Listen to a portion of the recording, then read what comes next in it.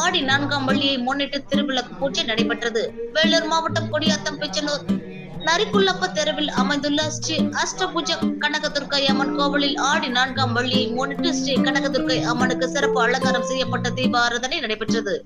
இதனைத் தொடர்ந்து பெண்களின் 108 திருவிளக்கு பூஜை அதிவிமர்சையாக நடைபெற்றது. இதனைத் தொடர்ந்து திருவிளக்கு பூஜையின் நன்மைகள் மற்றும் அனைவரும் நோய் நொடியின்றி வாழவும் தொழில் அபிவிருத்தி ஆகவும் சிறப்பு பூஜைகள் செய்யப்பட்டது. பின்னர் பெண்களின் திருவிளக்கு பூஜை நடைபெற்றது.